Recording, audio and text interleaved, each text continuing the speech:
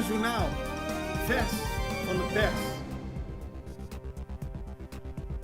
Welkom bij Extra Journaal. Fijn dat u weer kijkt. We hebben het belangrijkste nieuws voor u op een rij gezet. En belangrijk nieuws is er over de huisartsenpost, want gisteravond is er een akkoord bereikt over de huisartsenpost. Wat betekent dat precies? Dat de meerderheid van de Curaçaose huisartsenvereniging akkoord is gegaan met het plan om een huisartsenpost te starten vanaf 1 januari dicht bij het ziekenhuis in Otrabanda. Er moet along the way, gaandeweg, zullen er nog dingen aangepast moeten worden. Maar Jerry Semper van de Curaçaose huisartsenvereniging heeft aangegeven dat er een akkoord is om per 1 januari daadwerkelijk te beginnen. We hebben dadelijk een interview met Jerry Semper waarin hij uitlegt wat dit precies betekent en hoe men tot het akkoord is gekomen. Arrestaties in Roi Santo. Vanochtend in alle vroegte heeft de politie een arrestaties verricht bij een huis in Roi Santo. Daarbij is een man en een vrouw gearresteerd. Het zou gaan over een overval. De twee zitten nu in ondervraging en later hopen we meer van deze zaak te kunnen vertellen. 650.000 toeristen in 2026, tenminste dat is het plan. Voor 2023 heeft Curaçao al meer dan 500.000 toeristen mogen ontvangen. En dat is nog meer dan in het strategisch plan is aangegeven. Het strategisch plan bepaalt wat Curaçao wil gaan doen op toeristisch gebied. En daarin zat men bijna tegen de 500.000 aan. Dat is nu dus overschreden. En voor 2026 staat het plan op 650.000 toeristen. Een enorm aantal, maar het zal zeker goed zijn voor de economie. Te veel mensen laten op straat, dat gaat over een uitspraak van Giselle McWilliam. Zij is leider van de lijstcombinatie Man-Pin, tenminste. Ze is leider van de man en doet mee aan de lijstcombinatie Man-Pin, ik moet het goed zeggen. En ze heeft aangegeven dat er momenteel misschien wel te veel mensen tot veel te laat op straat zijn, alcohol drinken en op die manier zorgen voor onveilige situatie. Dat heeft ze gezegd, onder meer naar aanleiding van het beslissing van de minister van Justitie, Shatten Hato, om de openingstijden voor discotheken en uitgaansgelegenheden te verhogen. Dat kan leiden tot meer gedoe op straat, al dus McWilliam. En die openingstijden die worden verruimd voorlopig. Inaugurele vlucht Suriname Airways. Dat is mooi nieuws, want gisteren was de eerste inaugurele vlucht. Tenminste, de inaugurele vlucht was er. Het eerste vliegtuig van Suriname Airways kwam op Curaçao. Het gaat om een 3 keer per week een route van Paramaribo naar Miami, waarbij ook Curaçao en Aruba worden aangedaan. De ministers van Curaçao, onder meer minister van Economische Ontwikkeling Rui Sandro Seintje, was erbij aanwezig en noemt het een heel goede situatie voor Curaçao. Ook omdat daardoor, naar alle waarschijnlijkheid, de prijzen voor vluchten naar Miami zullen dalen. Dit als gevolg van de toenemende concurrentie. Meer families aangesloten op water, dat heeft het ministerie van Sociale Ontwikkeling, Arbeid en Welzijn aangegeven. Er zullen nu in deze tweede fase van een project 300 families op water worden aangesloten. Dat gebeurt na uitvoerig onderzoek. De mensen hadden geen geld of hadden problemen of hadden schulden en hadden daarom geen water. Nu worden ze aangesloten en krijgen ze ook begeleiding om ervoor te zorgen dat er geen problemen opnieuw ontstaan en ze aangesloten kunnen blijven. 6,1 miljoen meer voor Maria Dal, dat is nieuws vanuit Bonaire. Dat heeft de staatssecretaris in Nederland, staatssecretaris Van Ooyen, aangegeven. Hij heeft in een brief geschreven aan de Tweede Kamer, waarin hij stelt dat er $6,1 miljoen extra budget naar Fundación Maria Dal op Bonaire komt. Dat heeft het ministerie van Volksgezondheid, Wetenschap en dus het ministerie van VWS bepaald. De staatssecretaris heeft een verkennend onderzoek gedaan van een extern bureau naar de financiële situatie bij de zorgorganisatie. Het bestuur van Maria Dal deed al langer zijn beklag over een tekortschietend budget. Vooralsnog is de verhoging van het budget eenmalig, want er komt een vervolgonderzoek om de financiën en de organisatie van Maria Dal voor de komende jaren op orde te krijgen. De inzet is een lange termijn aanpak met als doel om Fundación Maria Dal organisatorisch en financieel gezond te maken, al de staatssecretaris Van Ooyen aan de Tweede Kamer. Even een break en dadelijk meer nieuws. Essa aqui da família Coopera. Biba junto de nang barrio na Curaçao. Tinha tata e mama trajado e unang huela pensiona e nang cacho. Nang tapasa hopi tempo junto, ta come, bebe, hari, pleita, keiru, traha, hunga e hasikos que nós ta hasi na Corsou de nos vida diário. Nang sa o censo ta 100% anônimo. E nang sa o censo 23 não ta pahaya informação personal, mas pahaya vista total de nos país. Cooperando, abot ayuda instância na Corsou hanya bom data ku qual nang portuma decisão informar. Pensei nos turbo tabi aqui, seja legal ou não, tabay cooperar. CBS ta informa abot tocante censo 23. E família aqui ta cooperar. Abot também? Paano sa kung nosta?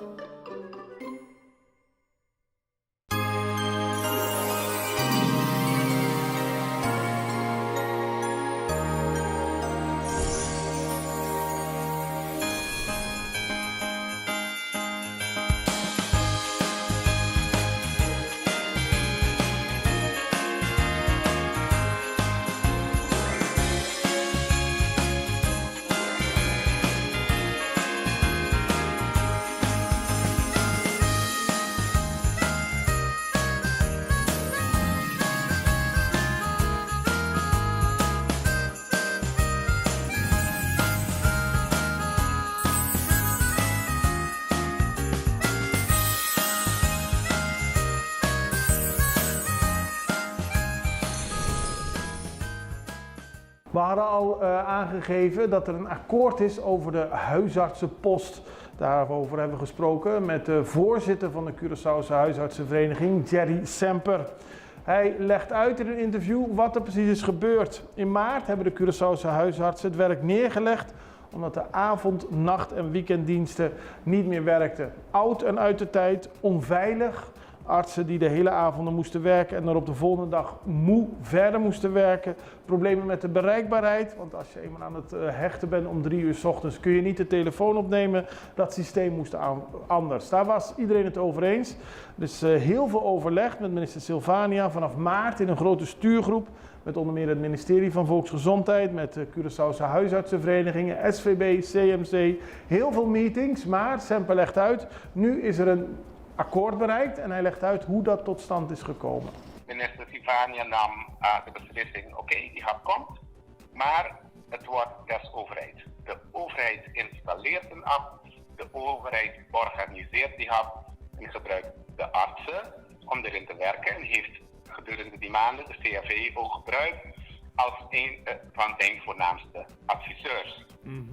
Nu is het zo dat er op een gegeven moment, je kan je voorstellen als je 90 huisartsen bij elkaar zet, of 90 piloten voor mijn part, zijn ze nooit altijd eens. Nooit. Met hetzelfde. Dat kan niet, dat begrijpen we ook. Dus er waren heel veel kritieken, correct op zijn plaats, geluiden van een paar leden met zorgen. En de grootste zorgen was, oké, als dit des overheid is, hoe kan ik weten dat het optimaal is, op peil, medisch-technisch en veilig voor mijn patiënten. Ja. Wat betekent dat voor mij? Kan ik 's avonds met een gerust hart als huisarts gaan slapen en deze mensen blindeling naar die huisartsenpost dat niet wij hebben georganiseerd, maar iemand anders, de overheid.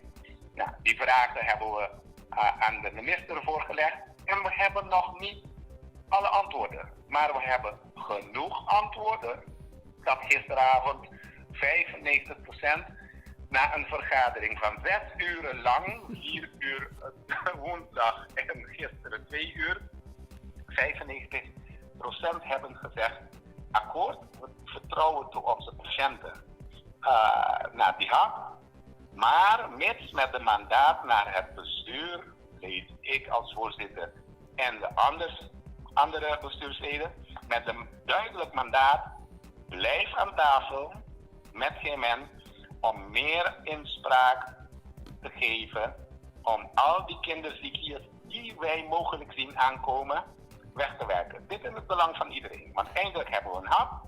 Het is en lijkt niet 100% te zijn van wat we willen, maar goed, daarom zijn we er.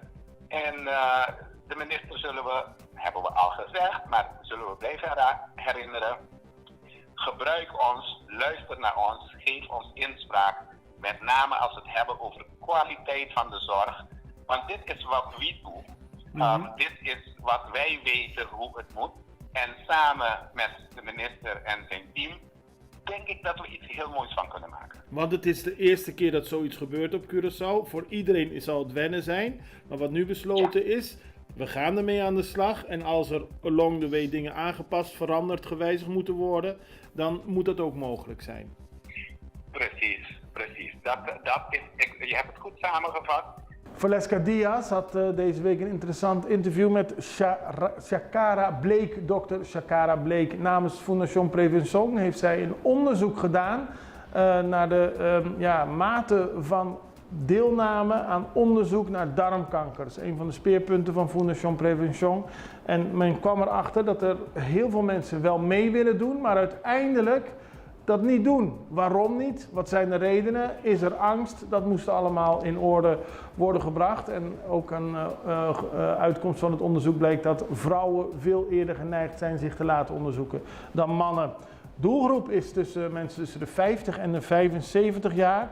Veel mensen willen meedoen, maar uiteindelijk komt het er niet van. Waar ligt dat aan? Dokter Shakara Bleek. Zoals je al weet hebben wij recent een vragenlijststudie uitgevoerd waar we 400 mensen hebben gezocht. Uiteindelijk hebben we 425 mensen kunnen includeren in onze studie. Ons doel was om meer te komen te begrijpen over hoe het publiek hier op het eiland denkt. Omdat we in 2020 als Caribbean Prevention Center, Fondation Prevention, zijn begonnen met een screeningsprogramma voor darmkanker, een bevolkingsonderzoek. Hebben wij in die tijd, in die 3 jaar gezien dat er ongeveer 30% van de mensen zijn die wij uitnodigen die uiteindelijk komen meedoen. Dus we hebben ons willen verdiepen eigenlijk in de screeningsintentie van onze bevolking. Hebben ze de intentie om mee te doen? En zo ja of zo nee, is dat gecorreleerd aan bepaalde factoren. Bijvoorbeeld angst of kennis over darmkanker. Dus recent hebben we dat met succes kunnen afronden met heel veel hulp van verschillende partijen. We hebben mensen geïncludeerd tussen de 50 en 75 jaar. Want dat is onze doelgroep voor het BVO darmkanker. En we hebben gezien dat net als ons normale BVO, dat er net ietsjes meer vrouwen, of heel veel meer vrouwen, meedoen ten opzichte van mannen. Onze populatie is nu zo verdeeld dat we het hebben over 30% man en 70% vrouw, die geïncludeerd zijn in onze vragenlijststudie. En we zien ook dat de screeningsintentie bij 87% van de mensen die hebben meegedaan, dat is positief. Een interessante gegeven die... Dus ze willen meedoen? Ja, dat kan je concluderen. En dat is zeg maar de tweede stap van de associatiemodellen die we moeten gaan draaien met de gegevens die we hebben, om te kijken welke factoren nou geassocieerd zijn met de uiteindelijke screeningsintentie. We hebben verschillende factoren gemeten. Die factoren hebben we uit een eerdere studie gekregen die we hebben gedaan. Dat was een interviewstudie. Dus we hebben factoren gehoord van de bevolking zelf over bijvoorbeeld gebrek aan kennis of een angst voor darmkanker. Of dat er een lage risicoperceptie zou zijn voor het ontwikkelen van darmkanker. En dat zijn de verschillende concepten die we ook in die vragenlijst hebben gemeten. Omdat het uiteindelijke doel is om naar die associatie tussen de factoren en screeningsintentie te kijken. Mm-hmm. En de resultaat, wanneer is het resultaat klaar? Eindresultaat, we hopen, want we werken er heel hard aan, in februari wat concreters te kunnen zeggen. Want in deze fase natuurlijk, ondanks dat de data al verzameld is, laten we de dataverzameling passief doorgaan tot eind december. En we moeten natuurlijk onze modellen goed in elkaar zetten om te zorgen dat de resultaten die we presenteren echt robuust en concreet zijn. Mm-hmm. En daarmee zijn we aan het einde gekomen van deze aflevering van Access Journaal. Morgen zijn we er weer. Ik hoop je dan weer te zien. Het allerbeste. Tot ziens. Dag.